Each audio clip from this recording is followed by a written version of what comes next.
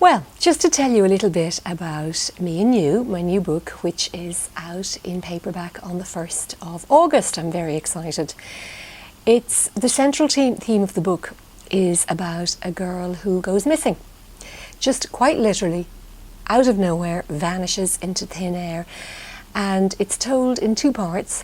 First of all, from the point of view of her best friend, who the missing girl is due to meet the day she goes missing. And of course the best friend does what you or I would do. She spirals off into this tailspin of panic, thinking, where is she? She rings around all the mutual friends. She rings, no one's seen her. Everyone's going, no, we thought she was with you. So the police get involved, the search escalates, and it's a complete mystery. No one has seen or heard from her. And the police say when somebody does go missing, they classify it into either voluntary or involuntary. Voluntary is someone who may have suffered from alcoholism or depression. And involuntary would be like my heroine, who's just the last person that you would think of who would possibly disappear. So the first part of the story is about my heroine and the missing girl's boyfriend, who together sort of lead this search, and it's just dead ends everywhere. So it's sort of a mystery story. I was inspired a bit by The Lady Vanishes, the Alfred Hitchcock movie. Just everywhere they turn, nothing. You know, it's like she has just disappeared off the face of the earth. Part 2 starts 2 years later, and it's from the missing girl's point of view. And I don't want to give away the twist, but we learn why she had to disappear when she did, and more importantly, why she has never gone back since. But then her circumstances radically change, and again, no spoilers, but she discovers something which means she has to all of a sudden go back home after 2 years. However, there's a twist. In the meantime, her then boyfriend, who she was virtually almost engaged to 2 years previously, and her best friend, because when people go missing, it can almost be like a bereavement. I had to do a lot of research into this, and the two of them just grow closer and closer and closer. And when the missing girl comes back, she discovers that they are now a couple. So a sort of mystery story turns into a love triangle. And I am not telling you anymore because I'll give too much away. But I hope you enjoy it. I had a great time writing it, and I really hope readers enjoy it.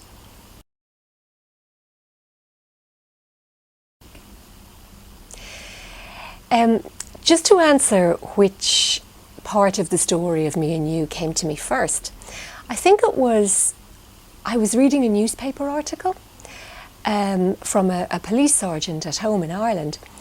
And he was saying, and this has just really interested me, he said that in most missing people cases, over 90% of the time, the missing person will come back safe and sound. And people just check out of their lives for whatever reason. Now, of course, there are 10% of the cases where the outcome is very different. But I thought that just caught my attention, and I thought 90%. And I just started wondering, it got me thinking, and I thought, what is it that would make somebody just literally walk away from their whole life, from their family, from their friends, from their loved ones, from a career, home, everything? And it is happening more and more. I had to do a lot of research into the book. And the Missing Persons Bureau were telling me that particularly now with economic meltdown that's going on everywhere, people are just actually feeling, there's a lot of cases where people feel, you know what, my family are better off without me. And I know at Dublin Airport, the long-term car park, this was another thing that caught my eye. They couldn't understand why people were saying, oh, there's no spaces in the car park, and yet and their takings were down, and yet when they did a search of the car park, it was completely full. And what it was people driving to the airport, literally abandoning cars, getting on flights and not coming back. And it's actually quite difficult to trace a missing person. You can trace your passport, obviously will tag you to whatever country you went to, but if you travel by train or overland from there, it's a needle in a haystack. So that just intrigued me, and I thought, I just got thinking, what would be the circumstances that a heroine might have a very happy life, everything to live for, great boyfriend, great job, everything going for her, and a very jovial, upbeat person, the last person you would think of who would ever do something like this. What would be the circumstances that would make a character like that have to run? And then, even more intriguingly, what would make them have to come back? Can't tell you any more though.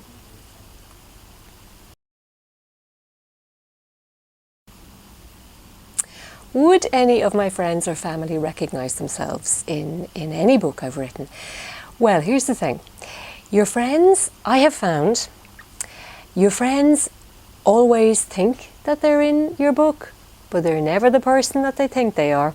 I'll give you an example. I have a pal, a very good pal, and she is maybe 5'2", and she's got very short brown hair and dark eyes and, you know, kind of sallow skin. And there was a heroine in one book I had a while ago who was 6 feet tall, blonde, thin, a model. And she rang me and said, I know that's me. I know that's me. And you're going... But I think it's not so much that you take elements from people's personalities and piece them together.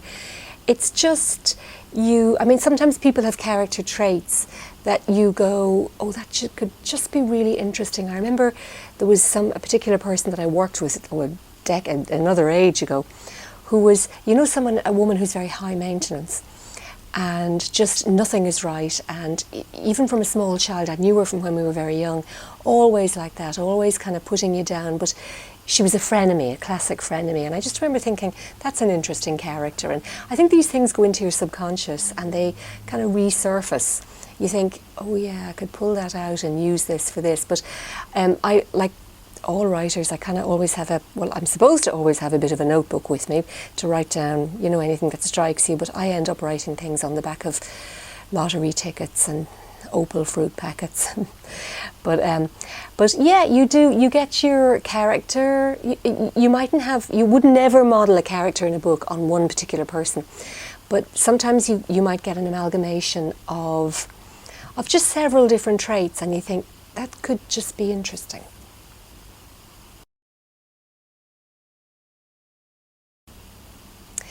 In Me and You, friendships and relationships are pretty much tested to the limit, and that was something that really interested me. I thought, if you had a best friend and they were almost like a sister.